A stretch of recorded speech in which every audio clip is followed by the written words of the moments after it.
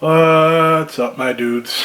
And of course, by my dudes, I mean the gender nonconforming group sense of the word, as taught by the immortal Ed from Good Burger with his wise words: I'm a dude, he's a dude, she's a dude, because we're all dudes. Man, it's so dark.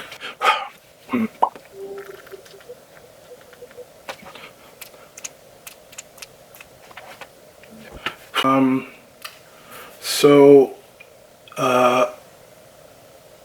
it's been a minute since I made my last one of whatever this nonsense is, and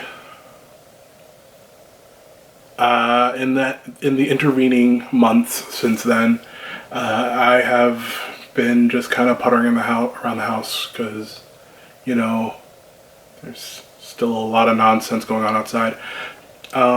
And in that time, I've tried to keep busy.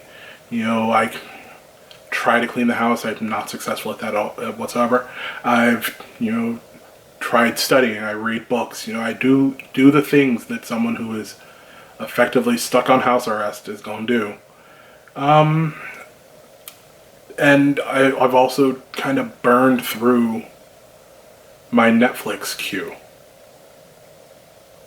which was a long, long list. Like, literally, I'll hop on Netflix to watch Amazon. Wow. I'll hop on Netflix to watch Avatar: The Last Airbender, which I've watched in its entirety like 3 times since it was put on Netflix.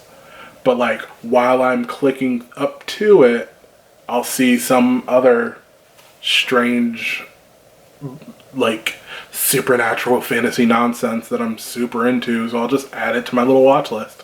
Yeah, I've burned through that now. It's gone. I have no reserves now.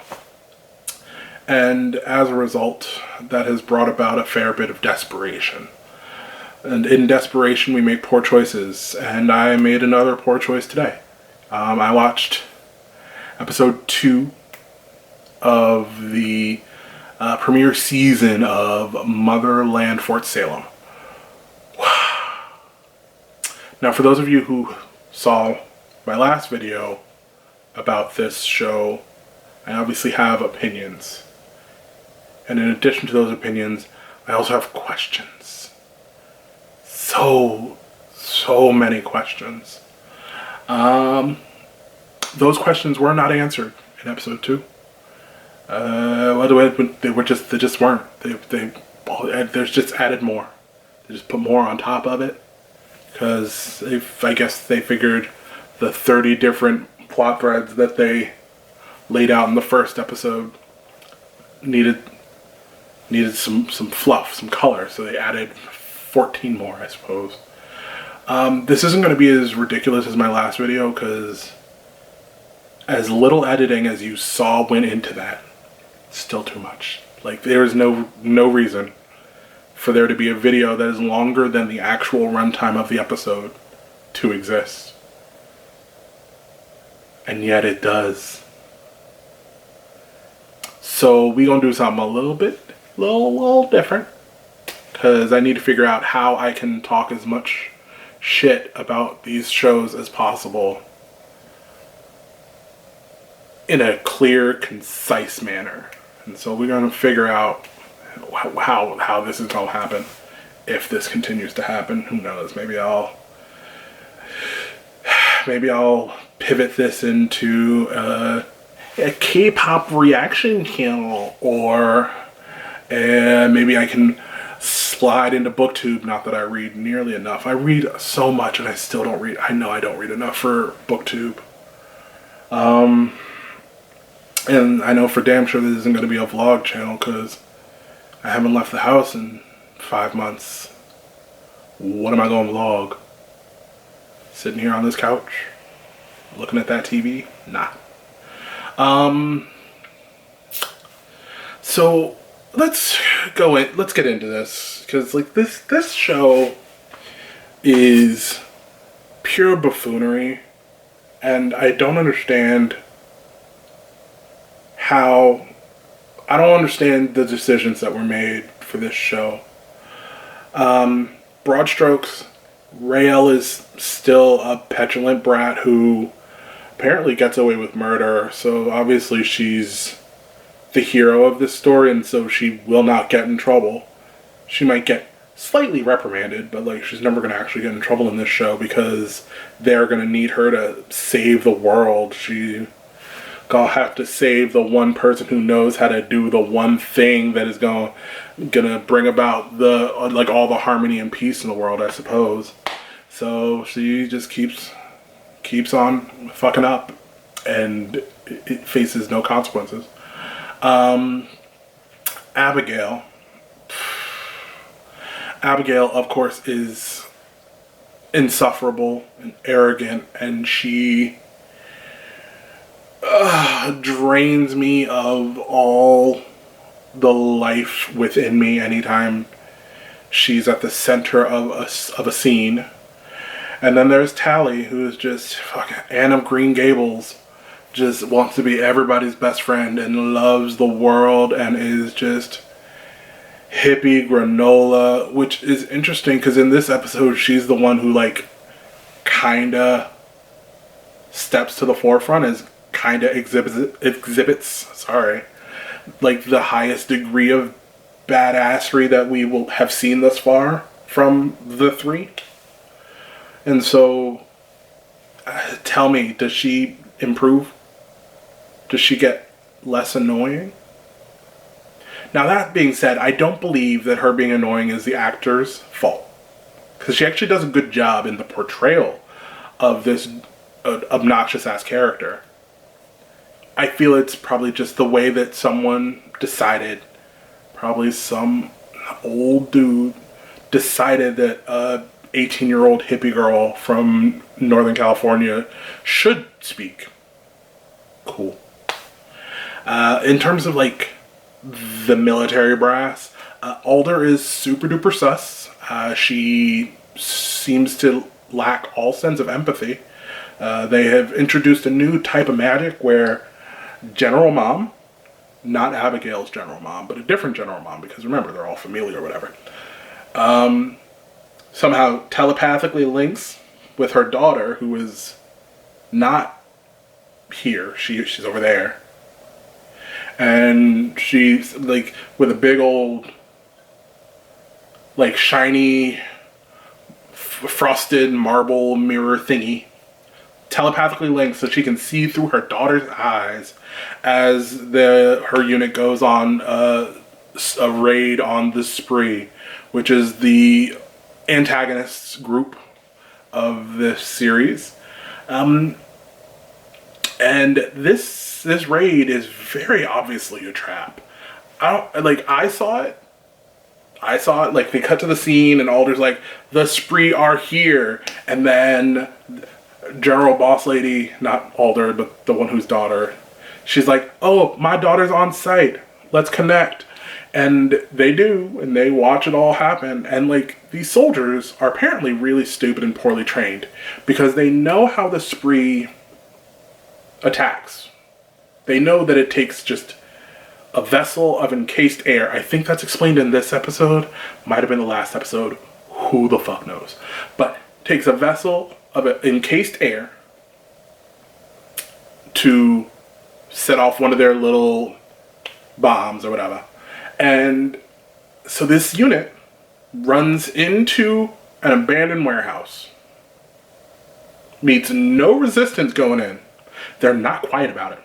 So if there were people there, presumably they'd have heard these girls tromping through their warehouse and would have reacted. But there's no reaction. So that would indicate to me, if I were infiltrating this abandoned warehouse on the side of the road, somewhere in the middle of what, I would find it a little strange that there's no resistance. Not one sentry, nothing.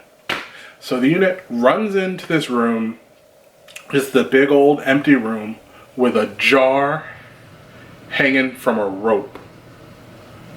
And it doesn't occur to them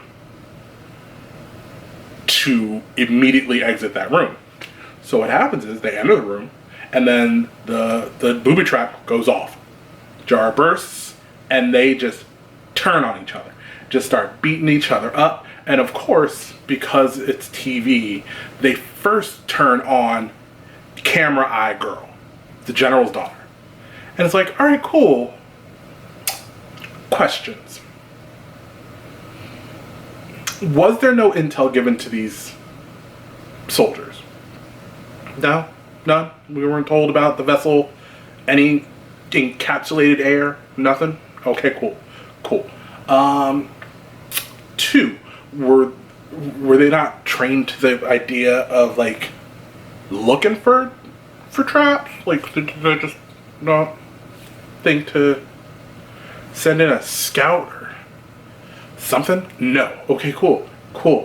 What is this mind-linky, I see through your eyes thing? How does that work? It's never explained. At least not in this episode. Maybe later, I guess. But like, what are the limits of that? Does the daughter have to give permission? Can moms just at any point tap a mirror and be like, I see what you're doing. What are you doing at that boy's house? Didn't we have this talk already? Like, what happens with that? Like I said, so many questions, none answers. Another thing, they still haven't explained the old lady hive mind. Like,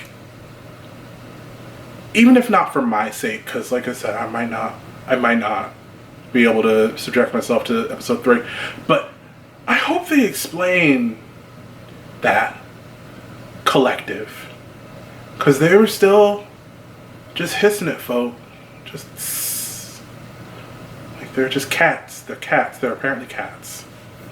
Oh, and apparently in this episode, was it this episode? I think it was this episode. I watched one today, I watched one 2 months ago, and they still are just... But no, apparently the president and Alder are at odds, and just hate each other, and I don't understand how does this military get funding? Because it seems like the non-witches don't like them. Like, if the government at large isn't really fond of this witch army, why do they still, like, fund them? Like, I'm not saying, go full Salem witch trials, like, turn against them, but just be like, hey, you guys, do you. Like a non-aggression pact. You do you, we'll do we. The U.S. government doesn't really have a good history on that, but, like, it's a commentary, I suppose. And then we're left with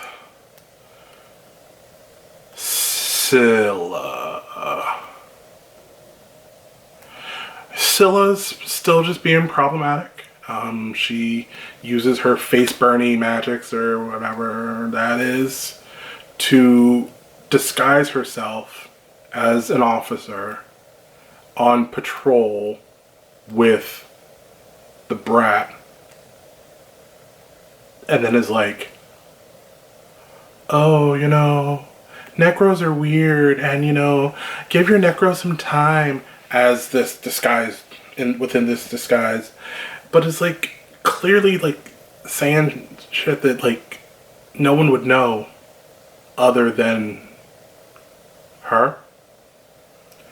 And for a second, Raelle actually seemed to have some sort of like survival instinct and is actively like being suspicious of both this officer and of Scylla for all of 12 and a half seconds within the show, and then all of a sudden it's like, bloop, nope.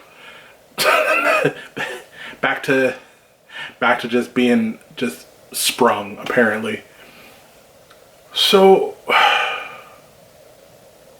and there's this whole like plot line about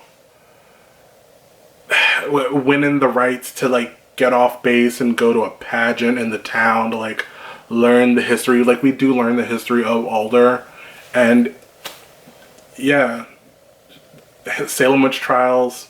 She actually did what one imagined the witches would do if they were real during the trials, which she like uses her magic and is like, hey, no. And then doesn't die and then makes a deal and then somehow lives forever.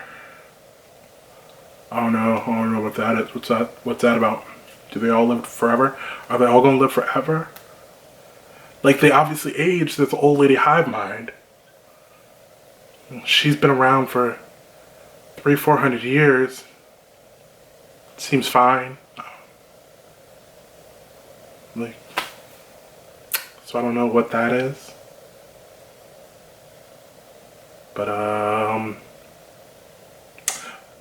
yeah, and of course, like, you know, the girls weren't gonna be able to go, and then miraculously right at the end, they got all huffy and did the thing best, and ooh, you get to go now. I don't think this is a good show. Like, I feel like that's my overall opinion. Is like, it's just, I just don't think it's good. And the thing is, like, Freeform has made decent shows. I really liked Cloak and Dagger, The Runaways. Is that Hulu? I think that was Hulu. Disregard The Runaways. But let you know, like, Cloak and Dagger was good. I really liked Bunheads. I don't know if it was Freeform at the time. Might have been one of its prior evolutions.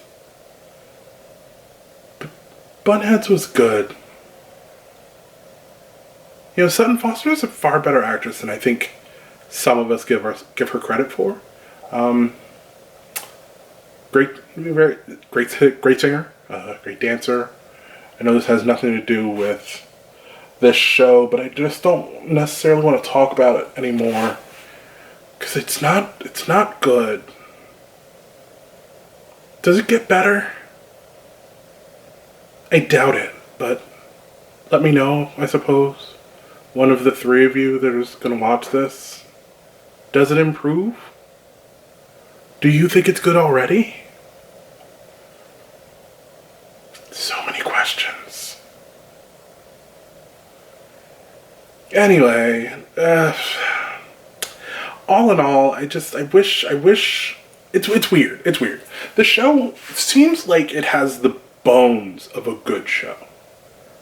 Like, I just don't know where it fell off the rails. Like, it seems like it's a decent premise.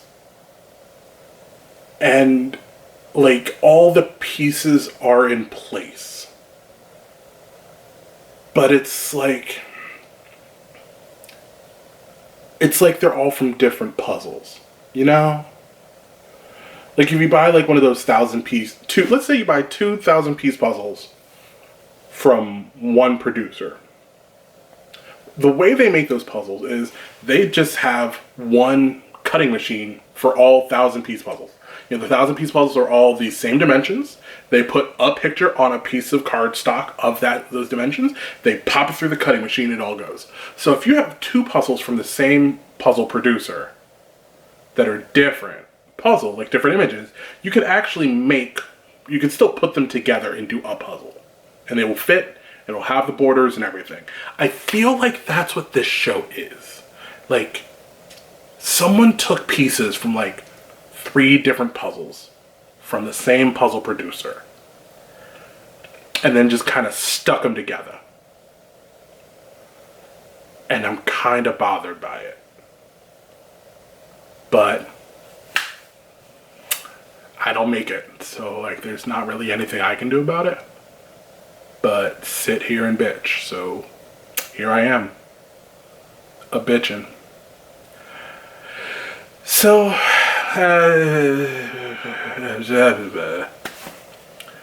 I suppose let me know what you think of the show. Click all the buttons that you're told that you're usually asked to click in these videos.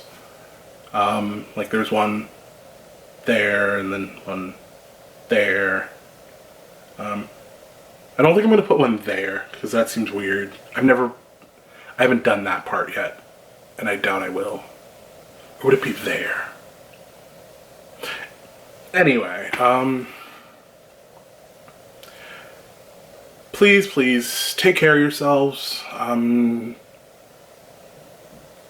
Take care of the people around you. Wash your hands. Wear a mask. And